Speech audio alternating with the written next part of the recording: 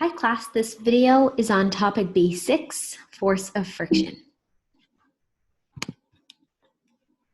So by the end of this class, by the end of this video, I hope that you'll be able to describe situations involving static friction and kinetic friction and explain how those affect the object's motion, and also solve problems involving the force of friction. So what is the force of friction? It's a force that typically acts to oppose motion or attempted motion. It acts parallel to the two surfaces in contact and typically is typically opposite to the direction of sliding motion. So here's a visual that hopefully will help you understand the future friction concepts. So if we observe the surface of the box and the surface of the ground and we zoom in close enough, we'll see surface roughness. And these hills and valleys of the box sort of interlock the hills and valleys of the surface. And that would prevent the box from starting to slide or hinder the acceleration of the box if it was already in motion. So hopefully this visual of the hills and valleys interlocking will help explain some of the important concepts. The word typically is used here because sometimes friction causes motion. If you think of the traction of your rubber soles of your shoes against the ground, that's what helps push you forward, or the traction of your wheels against the ground to help you move forward. The magnitude of the force of friction is affected by the object's mass, the types of surfaces that are moving or attempting to move across each other. So if you think about it, if a larger object was at rest on this surface, the heavier object might have the hills and valleys more tightly interlocked. And as well, the types of surfaces affect things as well. It affects the amount of friction. So if the hills and valleys were not as pronounced, if it was a much smoother block of maybe ice on top of maybe a smooth sheet of ice, there wouldn't be as many interlocking opportunities. So there's two specific types of friction. Kinetic friction, which we use FFK for, is the force of friction acting on a moving object, so an object that's already moving. And then the static friction, FFS, which is the force of friction acting on an object before it begins to move. So technically, this is a range of values between 0 newtons to some maximum value that's like limiting for the object, preventing the object from moving. This FFS will take on whatever force is required to prevent motion from happening. So that's what static means, is that there's no movement, we're at rest. The FFS maximum value can be calculated using a formula, which we will go over. But the FFS before we reach the point where the object moves, so the FFS while the object is still not moving, is just equal to F applied, because for an object that's not moving, F net is 0. If you have more than one object, you must overcome the combined maximum force of the static friction of all the objects for motion to occur. So let's imagine that we have a stationary box and we start applying an increasing applied force in newtons, and we measure the resistance force, or the force of friction, in newtons, and we're going to graph this. So F applied, FF. And in this first linear region, this is called the static region. In that linear region, FFS is equal to F applied, or F applied is equal to FFS. So since they are equal, if you drew a free body diagram for this object and you had a force to the right and a force to the left, and they were equal in magnitude, opposite in direction, this object would have a horizontal F net of 0. So in the static region, this linear region, the object is not moving. The object is stationary at rest. We call this the static region because it corresponds to the force of the static force of friction. And then at the very top, this would be FFS max. So all along here we have FFS, that is from 0 up to the maximum, and then the maximum is called FFS max. We do have a calculation for this point here, but up until that point, the FFS is just whatever you're pushing with, that's the resistance force back. So all of a sudden at this point, the object, this is the maximum force where the object doesn't move, and then as soon as we, in this particular case, it's 50 newtons. As soon as we do 50.1 newtons, the object is set in motion. And at this exact point, we'll move with a constant speed.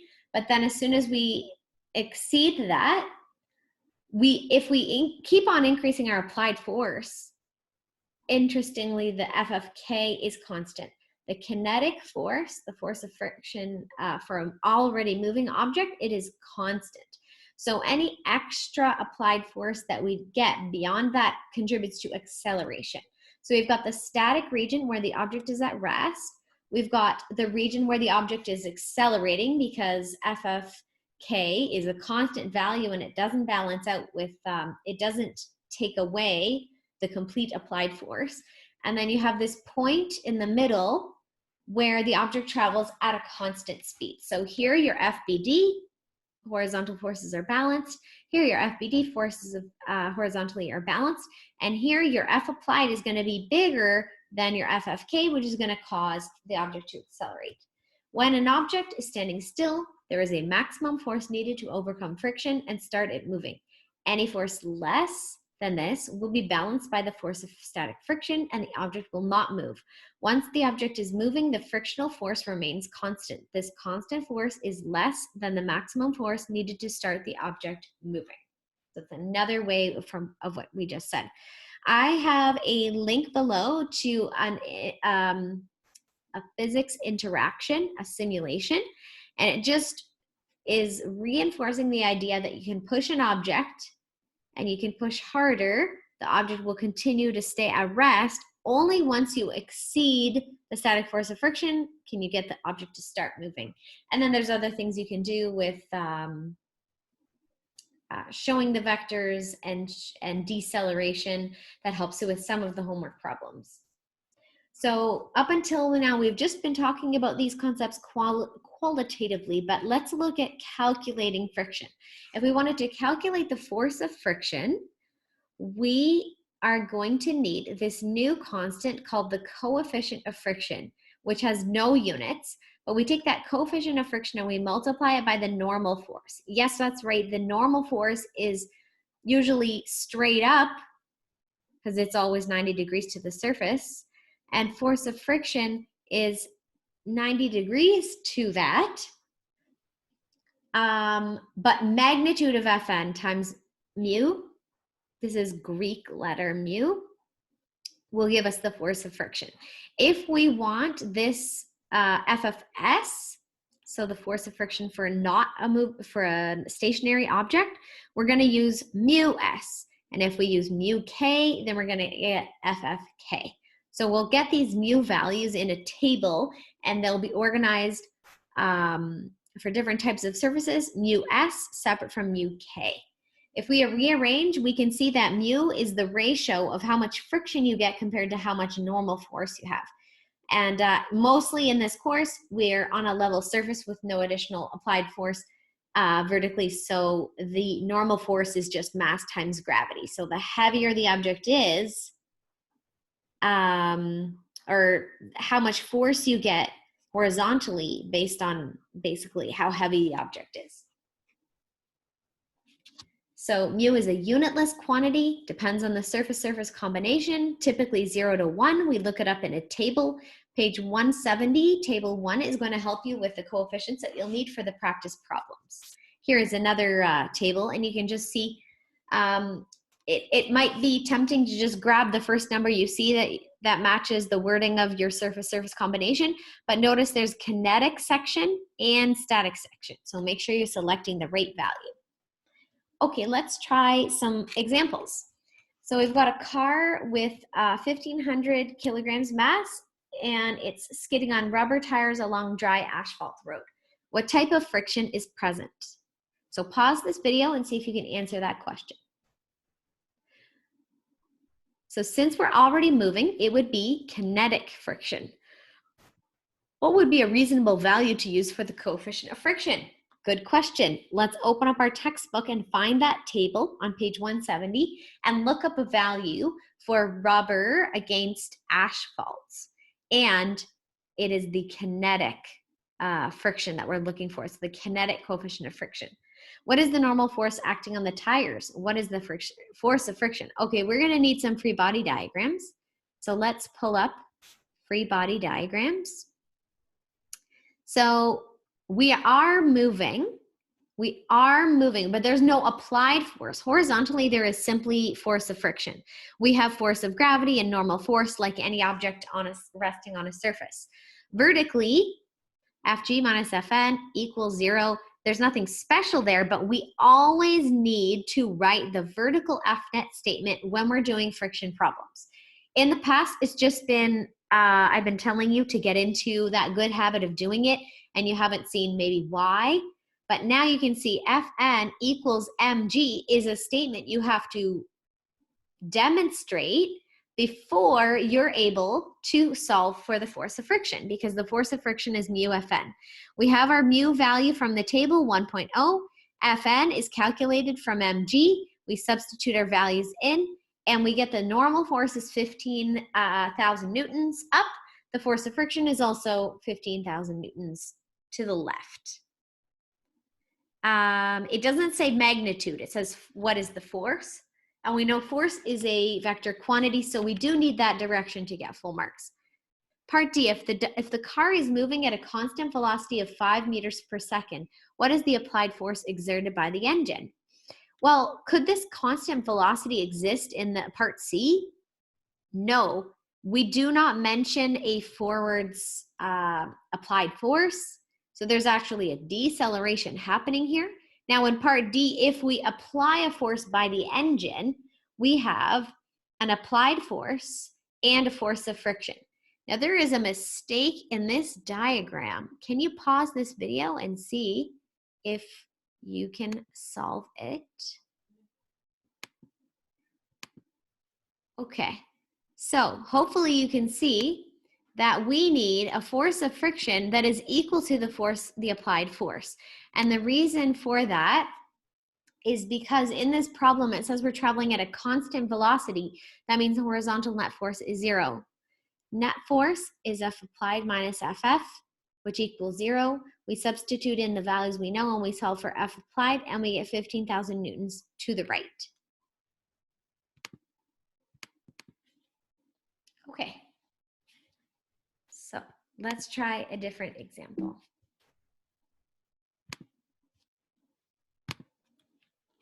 So for example 2, we have a 5 kilogram box on a horizontal table. We're going to push it with 15 newtons force. If the coefficient of friction is 0.4, will the box move? So we want to know, is 15 newtons enough to overcome the maximum force of friction? Will the box move? So first thing, are we dealing with kinetic friction or static friction? So since we're talking about will the box move and the box is currently at rest, we're talking about static friction. The key here is to recognize that we need to know that maximum static friction, and then we're going to compare that to the 15 newtons. So we have mu, we have Fn, which is just mg because of the vertical Fnet statement. And then we get 19.62 newtons. There's no need to round this. We just have to answer, will the box move or not? 15 newtons is smaller than the maximum. So we're in that linear region, that static region of the graph. We're not yet at the maximum, so we do not yet start moving. So the answer is no, the object won't start moving yet. Okay, another example. We've got a large wooden box with a mass of 80 kilograms pushed along a wooden dock. We've got the coefficients of friction for that surface-surface combination. Notice the mu k is smaller than the mu s. Actually, notice any table value in any value in the page 170 table, that's true. The force of kinetic friction is always actually smaller than the force of static friction at the maximum. So the mu s is only useful for finding that maximum value. And that's why we get that dip in our graph here. So the maximum, the FFS maximum is higher than the FFK. And that comes from the mu s that we would use to calculate this being bigger than the mu k calculating that. So back to our example. What force must be applied to set the box in motion? So to just barely set the box in motion, we want FFS max, so we'll need to calculate that. Which means we'll need a free body diagram first. So our free body diagram has F applied equal to Fs, FFS max, in fact. FFS max is mu Fn. We substitute our values in. We needed to show that Fn equals mg because before we could sub that in. We get 390 newtons is the maximum, and F applied is equal to the maximum at that key point right there on that FA-FF graph. So 390 newtons would be required. Then for part B, now we're accelerating at 1 meters per second squared forwards. What type of friction is now present? Now we're moving, it's kinetic friction. Calculate the new force, calculate the new force of friction on the box with that acceleration. So now we're looking for our new FF. So for part C, we're gonna need a new free body diagram. F applied is gonna be bigger than FF because this is FFK. We set up our horizontal F net statement. F net equals F applied minus FF. We substitute in for FF that's mu mg. Since it's kinetic friction, it's specifically mu k mg. F applied, it's a number we're solving for, so there's no substitution we wanna make there. F net, we don't have it and we don't need it. What we do have is acceleration, so let's substitute in Newton's second law, F net equals ma. So we have ma equals F applied minus mu k mg. So let's do that check. We're gonna check off the things that we have and the things that we need. So we're trying to find F applied. Ooh, let me see if I can change the color. Blue. So we're looking for F applied. We have mass, we have acceleration. We have mu because we looked it up in our table. We have mass, we have g, which is 9.81. So we have everything in this equation after we wrote our free body diagram, F net statement, applied Newton's second law, did all of our substitutions to get F applied. We substitute in our numbers and we get 320 newtons for that value. Oops.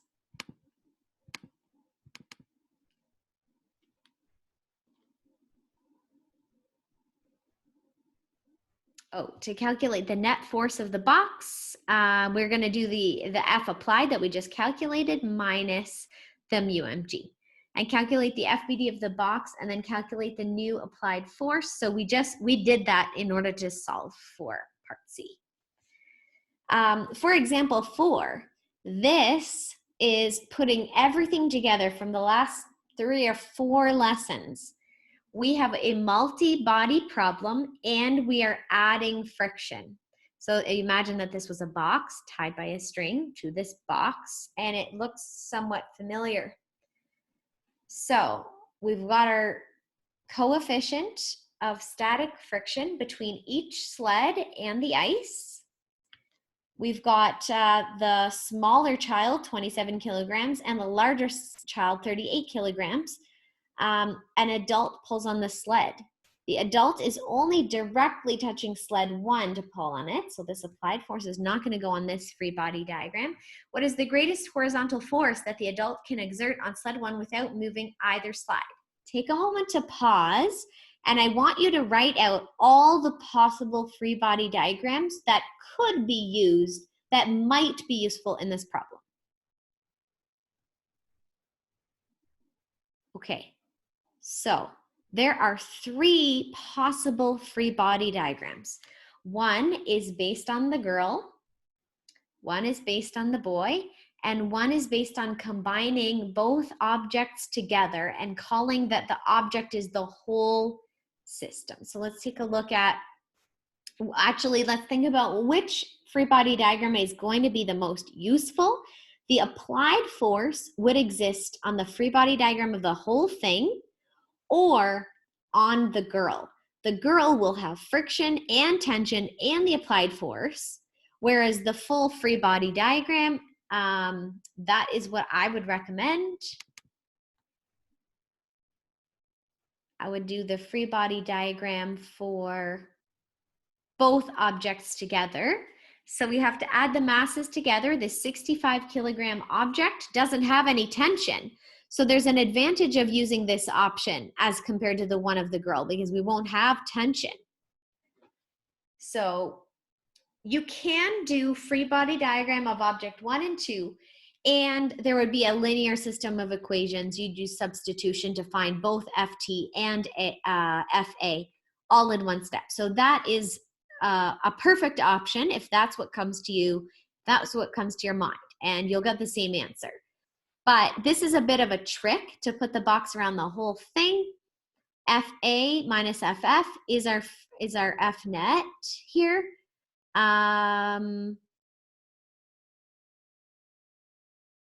We know that FA is going to be equal to FF, which is mu Fn. We'll need Fn first. So we do our vertical F net statement, Fg minus Fn. To see that Fn is mg, substitute our numbers in, again, a number for Fn.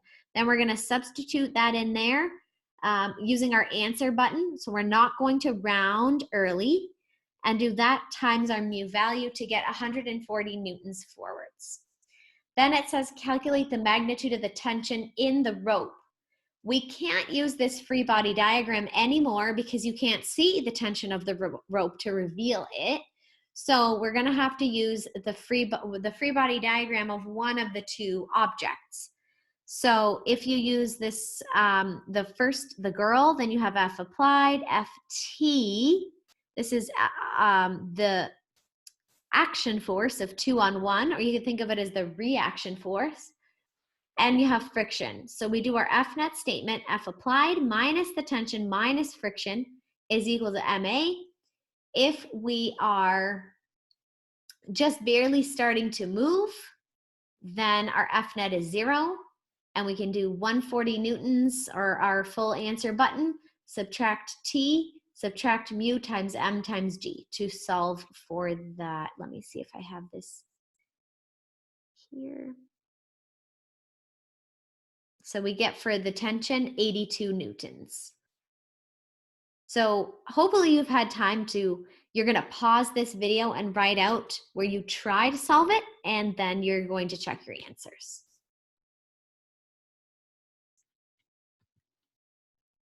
So just to recap, the horizontal force here, we had lots of options for free body diagrams, but you want to pick one of the options where FA is shown on the FBD. Because this is a multi-body problem, FA is not directly applied to sled 2. In part B, you want the magnitude of the tension in between, so you have to use either this free body diagram or this one. And your answer from part A, you cannot use this full system. So a lot of the more challenging problems at the end of this unit, you'll have lots of choices, and you have to strategically pick your choices based on your strengths and the givens, and more practice will give you more, more confidence in choosing the right options. Oh, what's this? Hello, bird. There is a simulation that I'm going to link to you below. I encourage you to play with that to learn this a bit more. So for our success criteria at the end of this lesson, I'm hoping that you could describe a situation in which static friction prevents motion. So let's think about that. Let's say you're pushing on a big rock, it's very heavy. This causes the maximum static friction to be very high because FF would be mu mg, and your applied force cannot reach the maximum FFS max to move the boulder. So you can't push on the boulder, and what's preventing it, even though you're applying force, is static friction. What about describe a situation in which static friction causes motion? Let's say when you take a step forward, you have traction to move forward. The bottom of your shoe is at rest with respect to the ground, and the foot you are standing on is not actually moving forward with the rest of your body. The action force is you pushing backwards on the ground. According to Newton's third law, the ground pushes back on the foot with a force that's equal but opposite in magnitude, equal in magnitude but opposite in direction to the reaction force. The reaction force is the force of static friction that is pushing you forward. So any example of traction would be causing motion. Describe a situation in which kinetic friction acts in the opposite direction as the applied force. So this is 1A and 2A are very easy to find. So you're applying a force on a box as you're moving it by sliding across the floor. So there's lots of examples of that. What about in which kinetic friction acts in the same direction as the applied force? Maybe if there's a losing battle, you're pushing something up a hill, but you're fighting a losing battle. So maybe the box is labeled fragile and it's sliding down the hill, and you are hoping that your upwards applied force and the force of friction together will slow that falling box, decelerate that falling box to a rest. So there's examples of all of these in your homework. Running blocks, this is an example of 1B in the success criteria where friction actually helps you move. It causes you, the friction is helping you move, and the friction is actually in the same direction as your direction of motion. This is that fighting a losing battle. So you are pushing upwards. The boulder is falling, therefore FF is upwards too. FA and FF, you are hoping that that's enough to counteract the larger force of gravity. Okay, so it's time to practice some problems. You have 6 practice problems, and we're getting near the end of the unit. So some of these problems are going to build on previous knowledge. Make sure to check your solutions at the back of the textbook, or with the textbook solutions PDF I provided on the Google Drive. And make sure you're submitting your exit ticket based on this video to the Google Drive.